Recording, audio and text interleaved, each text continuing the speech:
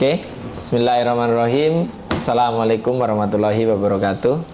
Kembali lagi dengan saya Muhammad Abdul Aziz. Pada kesempatan ini saya akan melanjutkan materi yang pernah saya bahas, yaitu tentang strategi copywriting.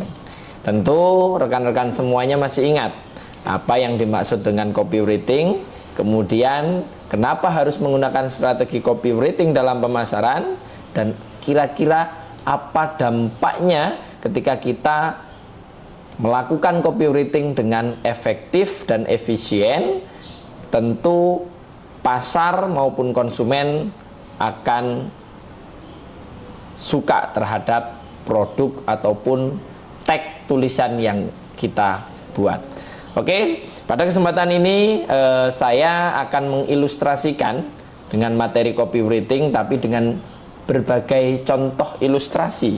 Seperti apa copywriting yang efektif, seperti apa copywriting itu dalam membingkai tulisannya, sampaikan ke konsumen sehingga konsumen itu menarik pada produk yang kita tuliskan dalam strategi pemasaran digital.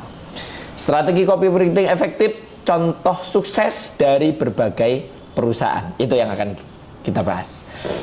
Tentu rekan-rekan semuanya masih ingat, dalam dunia pemasaran, copywriting yang efektif yang sangat penting untuk menarik perhatian konsumen. Nah, rekan-rekan mungkin masih ingat apa yang disebut copywriting tadi yang saya sampaikan. Nah, saya akan mengingatkan kembali bahwa copywriting merupakan seni maupun ilmu menulis teks pemasaran yang bertujuan untuk memotivasi pembaca mengambil tindakan.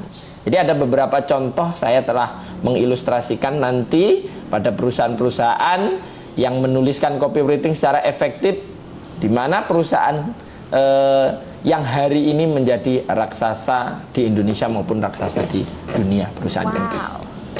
Pentingnya copywriting, saya akan mengulang atau mereview kembali bahwa pentingnya copywriting yang baik dapat meningkatkan brand awareness. Apa yang disebut brand awareness? Sejauh mana sebuah produk yang kita tawarkan itu dikenal oleh masyarakat. Rekan-rekan semua paham dengan produk iPhone, bahwa produk iPhone itu siapa yang tidak kenal? Seluruh dunia mungkin kenal dengan perusahaan iPhone atau produk iPhone. Nah, bagaimana itu yang dikatakan brand awareness-nya? Berarti luar biasa. Tingkat pemahaman masyarakat, khususnya misalkan di Indonesia, tentang produk iPhone, siapa yang tidak kenal? iPhone menduduki peringkat yang sangat luar biasa, bahwa HP iPhone ini merupakan HP yang berkualitas tinggi. Tentunya ketika digunakan misalkan tidak lemot, itu yang ditanamkan di masyarakat itu seperti itu. Rekan-rekan semuanya, saya memiliki data bahwa perbandingan popularitas dari produk iPhone yang dari iPhone 5, iPhone 6 sampai keluarnya iPhone 10. Nah, pada September 2012, nah ini iPhone 5 diluncurkan. Nah, ini diluncurkan. Trennya meningkat. Nah, pada 30 September, kemudian cenderung naik. Goalsnya itu pada tahun 2016. Nah, ini ada di antara 2014 sama 2016. Ini trennya dia meningkat. Itu. Mulai diluncurkannya iPhone 10, tren dari produk iPhone 5 ini menurun. Sampai kepada 2017 dia menurun drastis. Nah, begitupun dengan iPhone 6. Nah, iPhone 6 ini di grafiknya ini gambar yang biru, ini iPhone 6 ini ya, yang biru muda. Ini biru muda, trennya naik itu 2014 ini naik. Nah, kalau iPhone 5 tadi 2012, iPhone 6 ini 2014 trennya naik, kemudian cenderung ini nurun, sehingga pada tahun 2017 ini menurun, cenderungnya menurun. Nah, ini keluarnya iPhone 10. Kemudian iPhone 7 juga seperti itu, rekan-rekan semuanya. Ini mulai diluncurkan ini sekitar tahun 2014 ya, 14 ke 15. Trennya naik, goalsnya itu pada 7 September 2016 ini naik iPhone 7. Kemudian turun 2017 turun karena ini diluncurkannya iPhone 10. Nah, mungkin sekarang ini iPhone 14 ini trennya sedang naik. Nah, ini nanti diluncurkannya iPhone 15, iPhone 16 seperti itu. Ini konsistensi dari perusahaan iPhone yang memang menjaga kualitasnya. Jadi misalkan ada yang berbicara bahwa produk iPhone itu untuk kalangan menengah ke atas, tapi banyak juga artinya iPhone itu menjual dengan kualitas yang baik.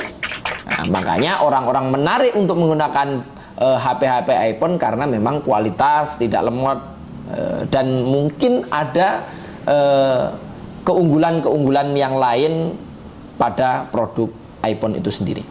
Kemudian saya mengilustrasikan bahwa ada perusahaan Nike. Rekan-rekan semua mungkin pernah membaca copywriting yang sangat simpel dari perusahaan Nike. Kenal perusahaan Nike yang memproduksi sepatu, tas, dan lain sebagainya. Nike dikenal dengan kampanyenya apa? Copywritingnya just do it. Nah, yang artinya apa? Lakukan saja. Yang menginspirasi dan menggunakan narasi yang kuat, mereka dapat mendorong konsumen untuk mengejar impian dan tidak takut gagal. Nah, ini kan seperti motivasi ketika misalkan ada atlet menggunakan produknya iPhone, ya just do it gitu. Lakukan saja dulu. Terlepas nanti berhasil dan gagal itu urusan terakhir. Nah, ini perusahaan Nike itu copywritingnya yang sangat luar biasa yang mengena di benak konsumen. Kemudian filosofi sendiri tentu memiliki. Perusahaan Nike itu memiliki filosofi dari just do it itu sendiri, mengkomunikasikan semangat pantang menyerah, kegigihan yang saya sampaikan tadi.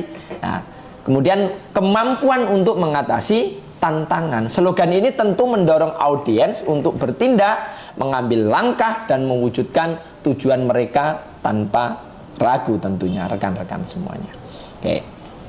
Kemudian tentu dalam strategi ini, dalam perusahaan ini memiliki manfaat ya. Jadi yang disampaikan itu manfaatnya apa? Tadi misalkan memotivasi ya, memotivasi dari perusahaan Nike, just do it, lakukan saja.